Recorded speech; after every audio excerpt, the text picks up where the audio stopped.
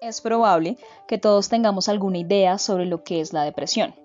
Algunos quizá piensen que es cuando estamos muy tristes o bajos de ánimo, pero en realidad la depresión es una forma general de llamar a un grupo de enfermedades conocidas como trastornos depresivos, en el Manual Diagnóstico y Estadístico de los Trastornos Mentales DSM-5, el cual es un consenso de la Asociación Americana de Psiquiatría, que sirve como base para el diagnóstico de enfermedades mentales.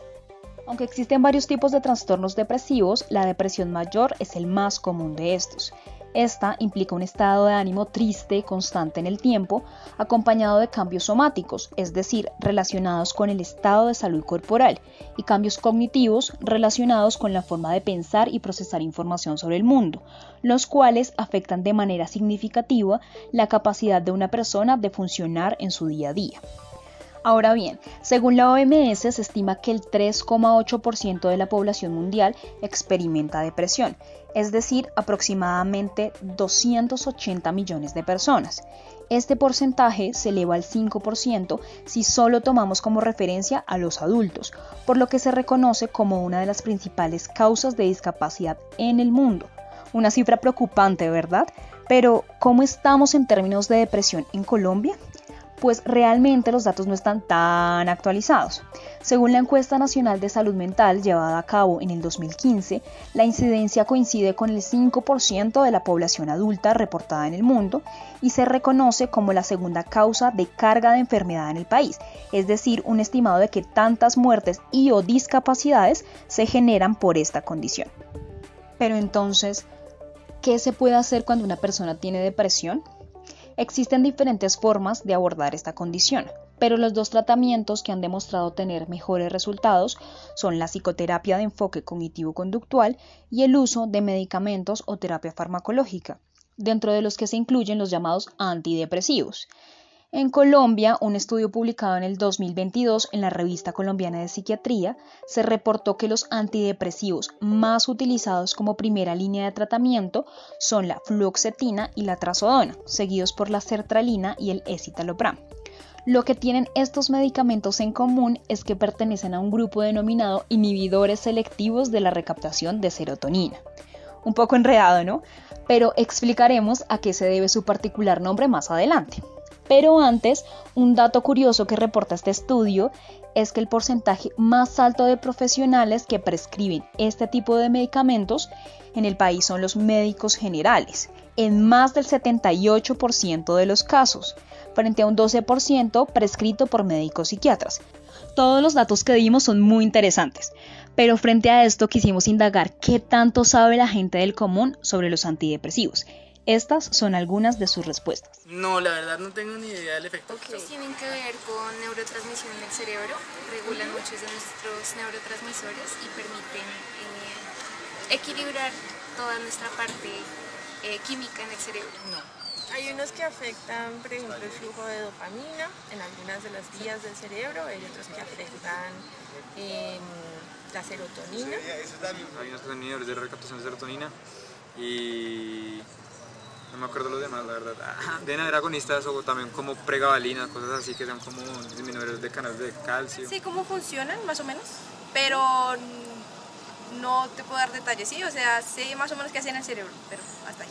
Permite que, no sé, como que las sustancias que causan como felicidad puedan llegar al cerebro realmente, pero no sé. Sé que yo he tomado como recaptadores selectivos de serotonina, pero en sí el mecanismo no sé cómo es. Como algunos de nuestros entrevistados nos comentan, el funcionamiento de los antidepresivos parece un misterio para la mayoría de las personas, pero es un misterio que debemos resolver. Para entender el efecto de los antidepresivos en el cerebro, debemos empezar por la sinapsis, que es el espacio en el cual se da la comunicación química entre neuronas. En la sinapsis intervienen diferentes neurotransmisores que actúan como el mensaje y receptores que son como sus oyentes, por lo cual dependerá de cada uno de estos receptores cómo se entiende el mensaje y su efecto en las neuronas. Y receptores hay de muchos tipos por cada neurotransmisor. Teniendo esto en cuenta, podemos hablar de 3 neurotransmisores que están teniendo problemas de comunicación en la depresión, los cuales son la dopamina, la noradrenalina y la serotonina. Para tratar la depresión se han desarrollado diversos antidepresivos que buscan modificar los niveles de estos neurotransmisores. Estos medicamentos se dividen en 3 familias principales: los inhibidores de la monoaminoxidasa, los antidepresivos tricíclicos y los inhibidores selectivos de la recaptación de serotonina, que habíamos mencionado al inicio. En general, la mayoría de los antidepresivos buscan aumentar los niveles de serotonina, ya que ésta se ha asociado al estado de ánimo, al sueño, a la memoria, al apetito y al deseo sexual, entre otras funciones. Adicionalmente, se ha observado que las neuronas que reciben el mensaje de serotonina tienen demasiados receptores, por lo cual el mensaje llega como en un teléfono roto. Particularmente, los inhibidores selectivos de la recaptación de serotonina bloquean un tipo de receptores denominados transportadores, que son los encargados de devolver el neurotransmisor a la neurona que lo mandó, lo que normalmente ocurre para que éste sea usado varias veces. Al bloquear los transportadores, el neurotransmisor se acumula en la sinapsis y llena todos sus receptores. Aunque el incremento de la cantidad de serotonina es muy rápido, el alivio de la depresión ocurre hasta unas semanas o meses después del uso continuo del medicamento. ¿Pero por qué pasa esto? Como habíamos mencionado, en la depresión hay demasiados receptores para serotonina y la idea es ocuparlos todos para facilitar la comunicación entre las neuronas. No obstante, la disminución de los síntomas de la depresión comienza después de que todos los receptores reciban su mensaje constantemente, ya que las neuronas empiezan a disminuir la cantidad de receptores que tienen y reducen la producción de nuevos receptores, cambiando los genes que expresan, para que en el futuro mensajes pequeños sean bien recibidos, y estos cambios toman tiempo.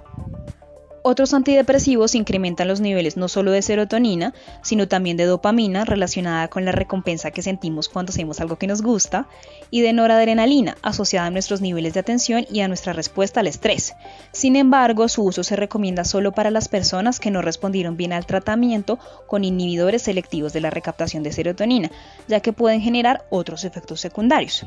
Pero, ahora que hablamos de efectos secundarios, ¿cómo es eso? Estaba muy cansada.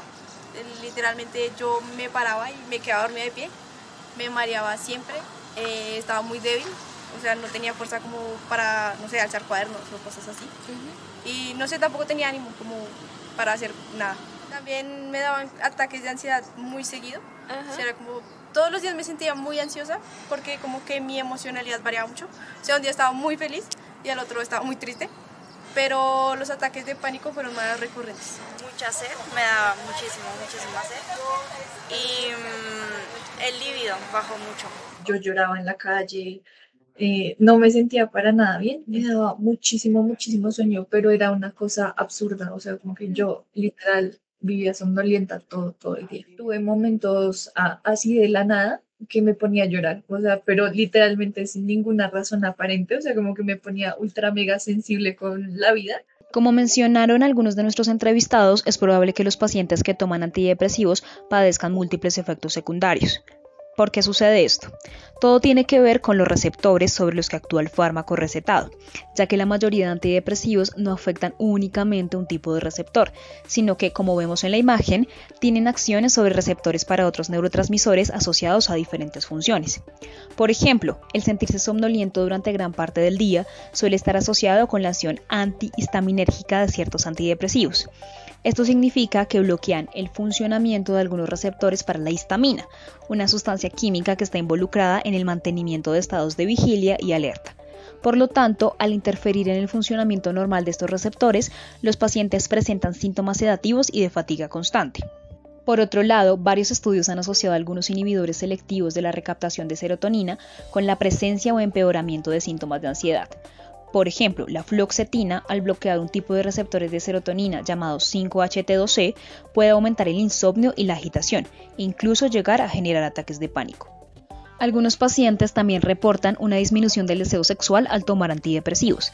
Este efecto es más común con el uso de inhibidores de la recaptación de serotonina, que como habíamos mencionado incrementan la cantidad de este neurotransmisor en la sinapsis, aumentando la actividad de los receptores 5-HT2A y 5-HT2C, los cuales parecen estar involucrados en la aparición de este efecto secundario.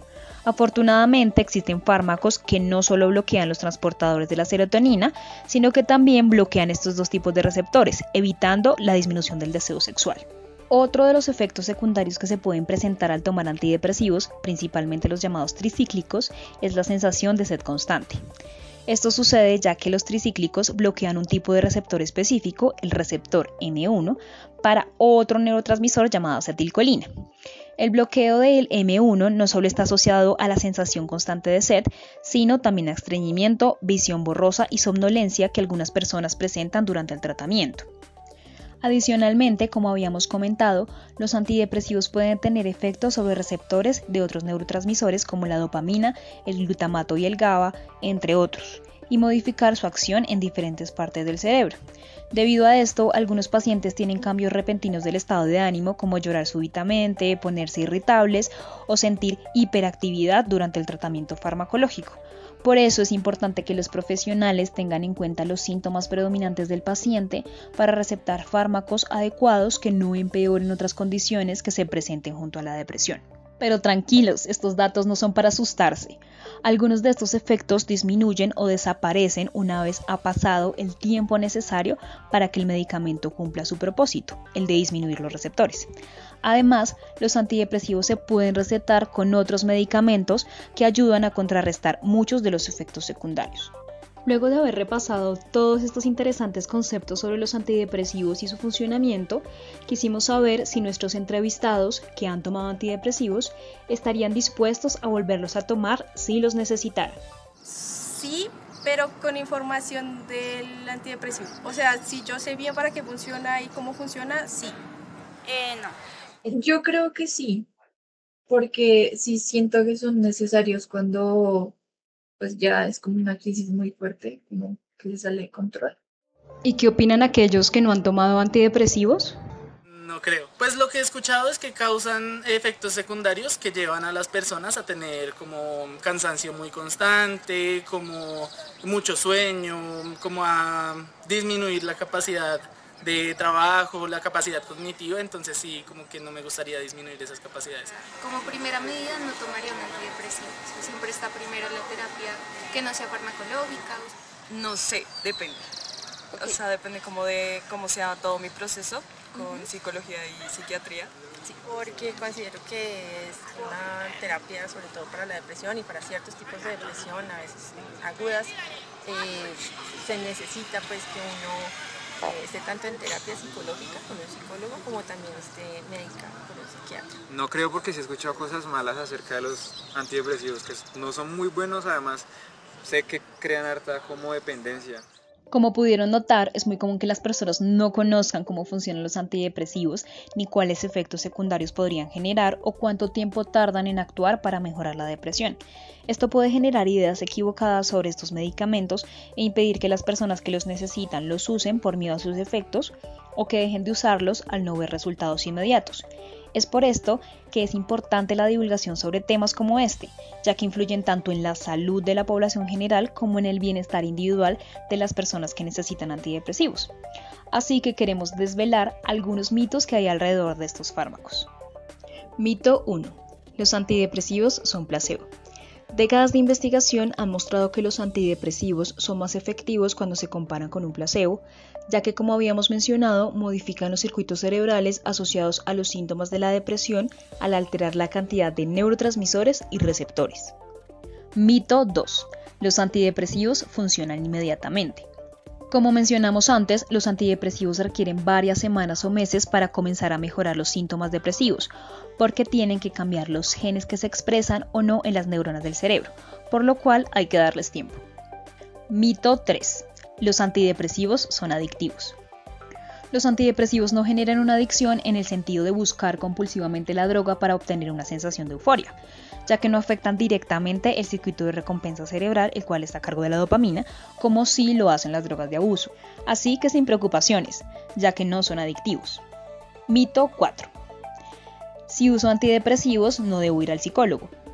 Estudios han reportado que la combinación entre psicoterapia y antidepresivos disminuye con mayor eficacia los síntomas de la depresión que cualquiera de los dos tratamientos por separado.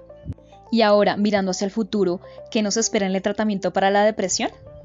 Un asunto muy importante sobre el cual los clínicos e investigadores han discutido es el del diagnóstico, pues si este es adecuado, llevará por consecuencia a un abordaje terapéutico más preciso. Desafortunadamente, el sistema diagnóstico actual propuesto por el consenso del DSM-5 se basa únicamente en la descripción de los síntomas conductuales y deja de lado aspectos importantes como indicadores del funcionamiento cerebral. Para contribuir a esto, el Instituto de Salud Mental de los Estados Unidos viene construyendo un modelo denominado RDoC, que propone fomentar la investigación en salud mental, integrando diferentes niveles de análisis como el nivel genético, cerebral, conductual y social para mejorar la caracterización de la enfermedad. En pocas palabras, mejoramos el diagnóstico, dejamos las etiquetas a un lado y armamos un perfil de funcionamiento psicológico cerebral por persona. Ese sería el futuro ideal que propone el sistema RDoC. Ahora bien, ¿qué se está haciendo en los laboratorios y centros terapéuticos hoy en día? Actualmente se están desarrollando muchas investigaciones, algunas de ellas bastante asombrosas, entre las cuales se está probando el uso de la ketamina, un anestésico que en dosis pequeñas podría estar regulando el neurotransmisor glutamato, el principal activador del cerebro, que se cree podría tener un papel en la aparición de los síntomas depresivos. Con intenciones similares, otros estudios están probando el uso de drogas psicodélicas como tratamiento alternativo a los antidepresivos. Sí, de esas mismas que acompañaron a la contracultura en los años 60, puro amor y paz. Ya que estas drogas como el LSD, el MDMA y la psilocibina, en dosis controladas y acompañadas de psicoterapia, pueden generar sensaciones de calma y tranquilidad para resignificar experiencias traumáticas, pero aún están en investigación. Vamos a ver cómo sigue avanzando este tema. Finalmente, se están estudiando técnicas no farmacológicas para el tratamiento de la depresión, como la estimulación magnética transcraneal y la estimulación cerebral profunda. Estas hacen parte de un mundo totalmente diferente a cómo funcionan los medicamentos y nos llevaría otro video completo para explicarlo. Así que por acá les dejamos algunos materiales interesantes por si les picó el bichito de la curiosidad.